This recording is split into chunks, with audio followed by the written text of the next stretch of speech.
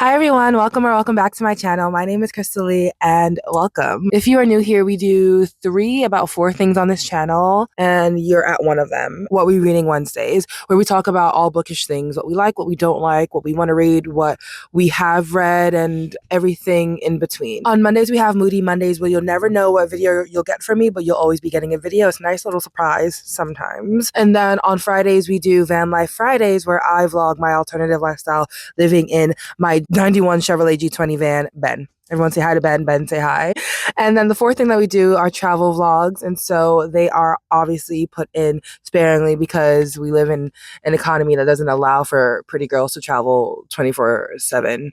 And that's okay. But if any of that seems interesting to you, hit that subscribe button. I want Crystal Lee's channel to be a place of peace and playfulness for everyone who comes into the community. And if you want to join, cool. If not, that's literally okay. I just know, and you should know this too, that I'll be popping up on your feed even if you are subscribed. So you're going to see me again. For every one book I finish, I add 5 more to my TBR. There's just so many good books to read.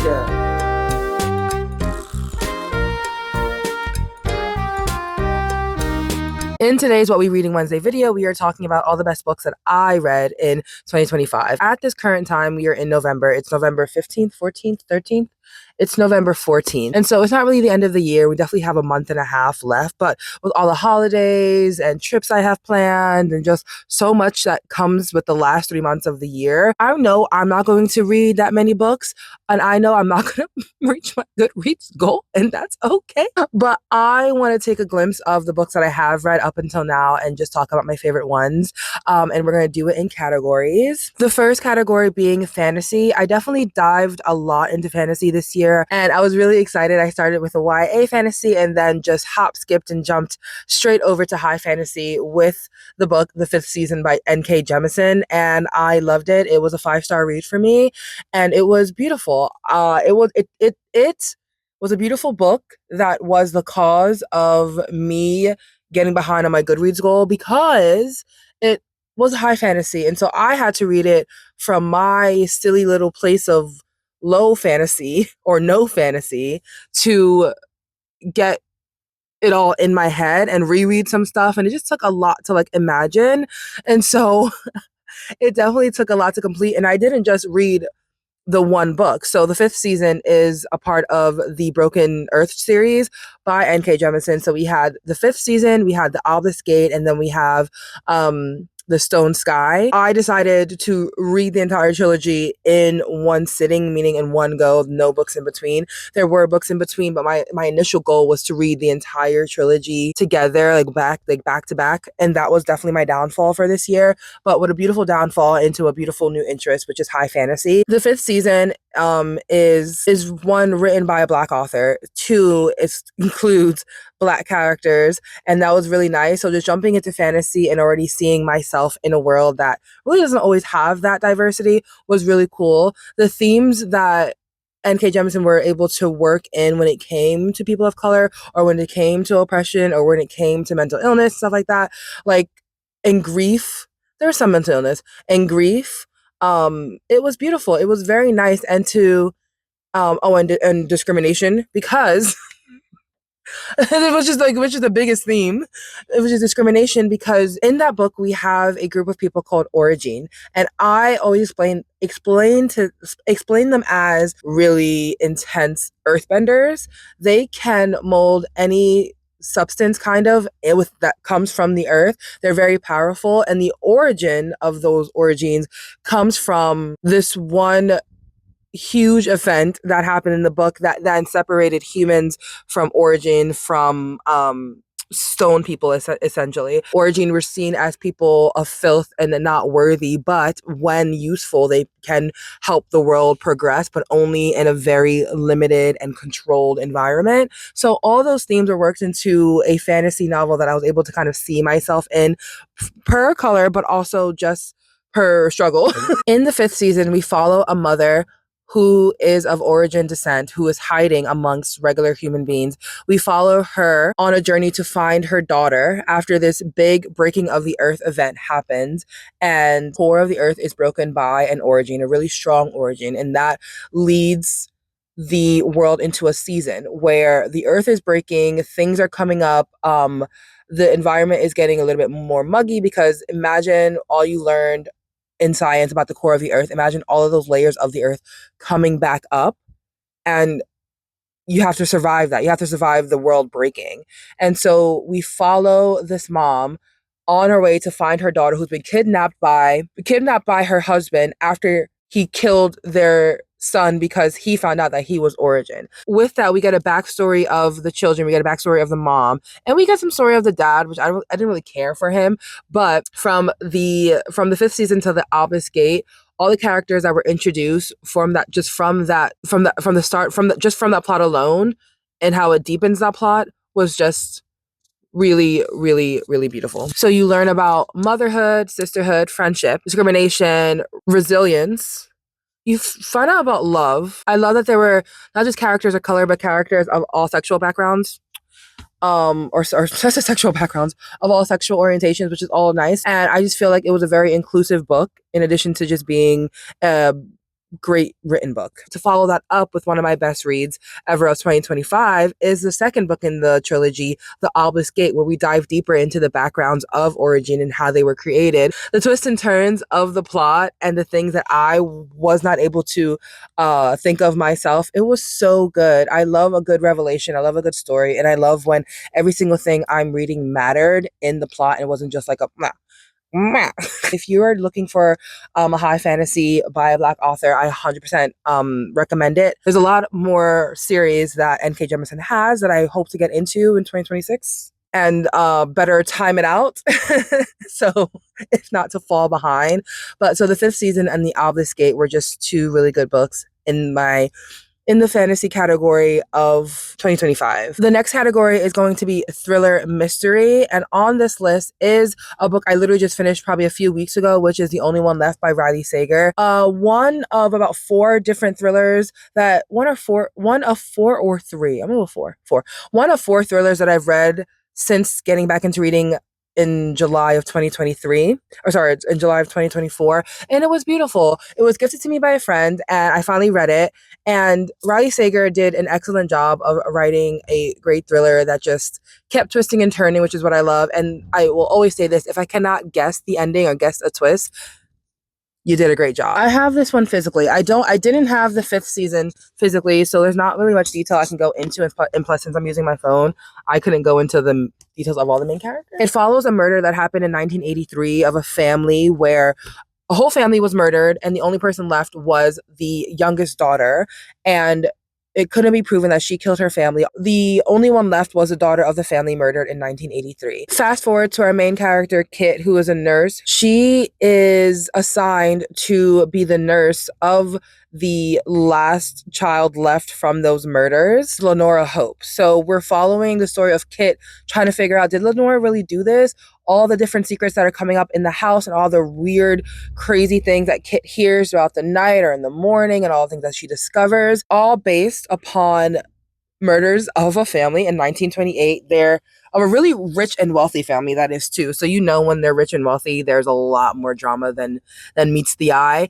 And it was a really fast-paced story that didn't bore me, that I couldn't guess the twists and the plots. The writing was beautiful. Everyone introduced to the plot was, again, important to the plot in this thriller, and it was just really nice. I use this book as my walking book at the gym, and it was really great to just keep me focused on the book and not walking to the point where like an hour of walking went by in minutes.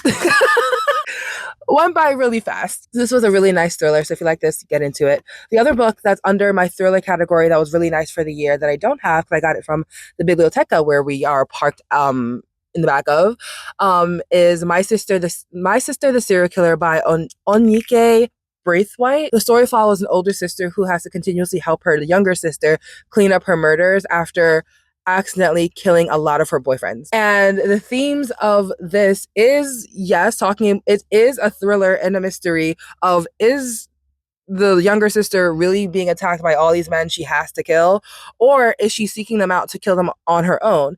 And through the story, we talk about pretty privilege, we talk about colorism, we talk about sisterhood and standards of men and how they feed into the culture, feed into cultures where you are only seen to be a wife, a homemaker, a mother, and how the world treats you if you don't want to be that. Also, how the world treats you if you're not like conventionally attractive, to the point where you kind of think it's okay that this very pretty woman is a serial killer because men will always be okay with that. Even though she's like fit, like crazy, it doesn't matter because she looks good. But within this book, although a thriller and a mystery and has all those themes, there's also a bit of comedy to it because again, it kind of shines a light on the fact that if you're pretty enough, men will just let you kill them. Men wouldn't care about all the crazies because you look good to them and they can show you off to other people. I swear to you, I'm not like giving away the plot at all. You have a lot to get into. Also, I need to start holding this.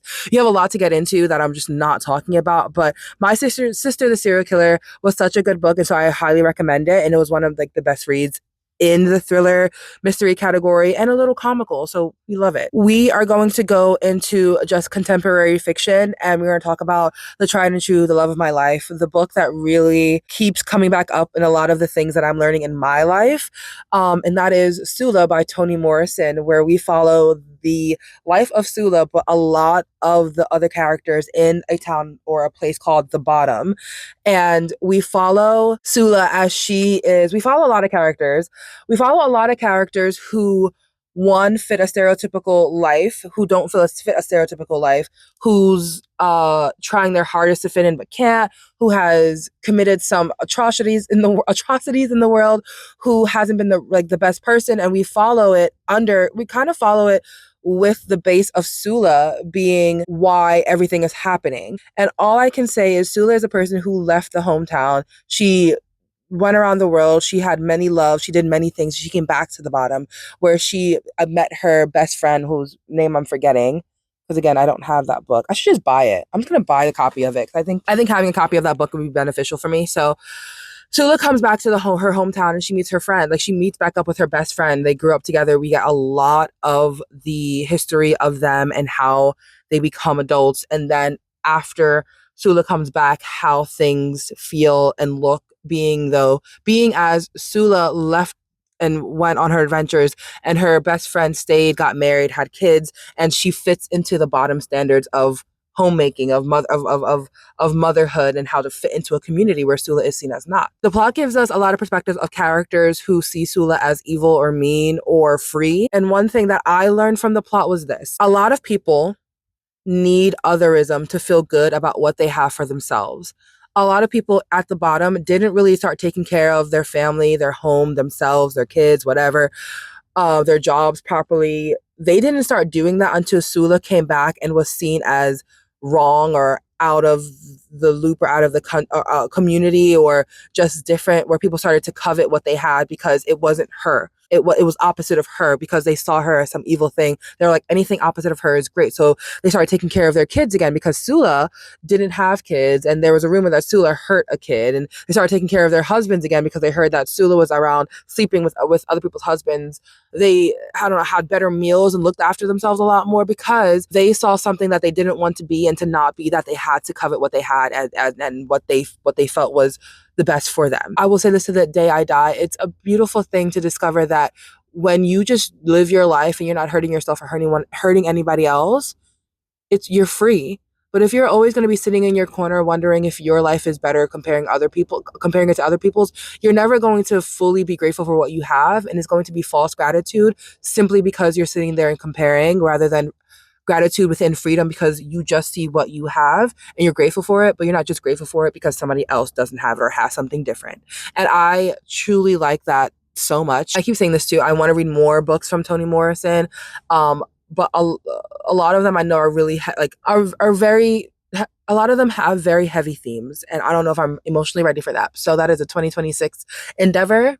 But Sula from Toni Morrison, I think I gave it 5 stars. I think I gave it 5 stars, if not 4. It was a quick read, but so impactful and very literary. Like, what is the word for it? The word prose? just basically the way Toni Morrison wrote, it was a very short book with just so much vivid detail, and not one sentence was wasted as a filler. Like, her writing was so rich. It was just so short and to the point and had a lot in it. So I enjoyed it a lot. And lastly, we have romance. If you are not new to What We Read Wednesdays, you know I have had a journey with romances and I have loved them deeply, especially the ones that I have read from this year and that year. Been so many good ones that just changed my perspective on love or have me dive a little bit deeper into the the definition of love for me and the feeling of love that I want. And there are two books in particular this year that I read that have made me completely change or deepen my desire for love and how I want it to look, and defining even more so what and how I want to be in relationship. It's been great. The first one we read at the beginning of the year, and it's Between Friends and Lovers by Shirlene Obowobi. We follow our main character whose name I don't remember because I don't have the book in front of me. I don't have the number. You remember. I have no resources. Just this. Our main character is a medical social media influencer, but really like, and she's also a virgin. That's her stick. Like, she influences, she gives medical advice because she went to school for it, but she's also never had sex. And she talks about topics that people feel shame about, and that are really taboo, and that has gained her such a following. She has this one friend who is rich and he's white, and he is close to her and she loves him, but he never gives her the time of day. He always keeps her in the friend zone, but she has been in love with him since college, and it's just always been a friendship thing with slight flirtation. Even and he's like famous and whatever, and even the tabloids have always questioned why they're not dating. During one of these big events that her friend is throwing, she meets the other male main character, who's the better male main character, who I rooted for since day one, since page one. He is a fantasy author who is just taking off because his novel is definitely getting out there, and people are like falling in love with him and they want to know him more so he's a fantasy author with no social media. So he meets the female main character. He meets our main character at this event, and he falls in love. It's like love at first sight. People call it a love triangle, but it wasn't really a love triangle. Our female main character was trying to assess her feelings for her friend that she's had for a long time and this new person coming in.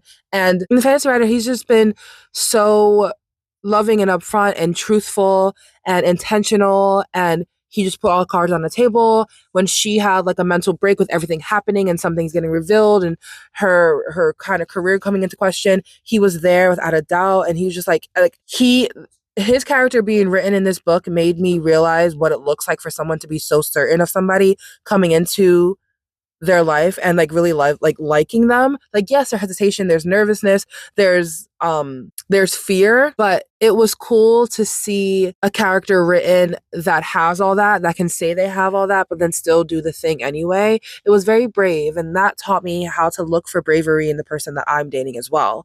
And it was just a beautiful story of a woman being loved down no matter what. She didn't have to do anything, just be herself. And when she was literally having a mental break and like shutting herself off from the world, she was taken care of because she deserved that. She didn't work through the pain. She wasn't an independent woman who was resilient. She broke, and it was really cool to see it written that someone was there for her, and it was just a beautiful thing to read. And I kind of wrote it down and put it in my brain as something that I would like. I am very resilient. All right, I am probably one of the strongest people that I know.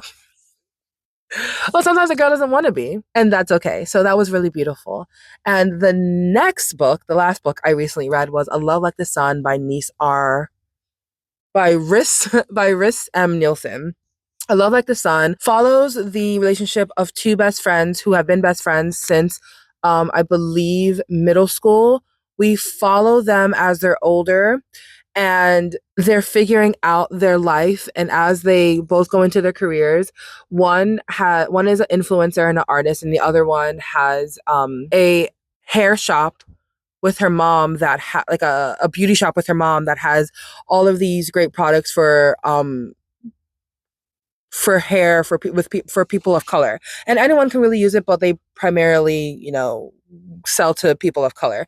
And the shop was struggling, and so Isaac, our male main character, took it upon himself to pretend to fake date his best friend of so many years to help get attention on their shop so that she can make some money, and that has helped. But doing that fake dating thing has revealed a lot of feelings that everyone has had since they were younger. They were just afraid to admit it. And so we follow this journey of two people coming to a head of, do we ruin the friendship, or do we like talk about what we feel? Do we like go towards what we feel? Like, what do we do? Like, we don't know what to do. And we follow it through their struggles as artists and as business owners, as women and as men, as someone going through health issues, and also being apart. And we just learn so much about how being honest is important.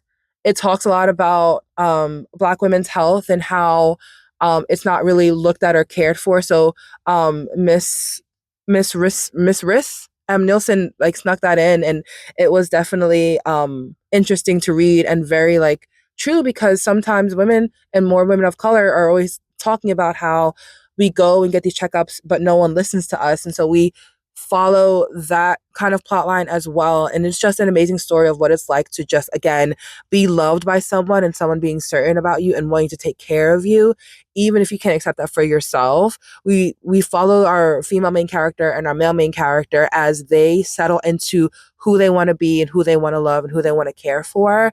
And it's just, again, another beautifully written story of someone who just cares, and is mostly the male main character, and that's what I look for. And it's really nice, again, just seeing men be brave about things like that. And it was just beautifully written. I love Like the Sun is something that I've always talked about wanting, and then I found this book and it was beautiful to read. And although I should have read it in the summertime, it was really nice to have that kind of bright romance during fall, especially when it's getting darker. If you're looking for a beautiful romance that is just kicking your feet, you're crying because people are just so cute, beautiful writing, I would suggest either of those books, A Love Like the Sun or Between Friends and Lovers. And I think I gave them both 5 stars. But those are all the books that I truly loved in 2025. If you read any of them, please let me know in the comments down below. If you want to read any of them, let me know in the comments down below. Uh, and if you have any questions about them, please let me know in the comments down below. Let me know what books you read this year that were your favorite as well, so I can either put them on my list or like agree. I love you. I am grateful for you, and I will see you in the next one. Bye.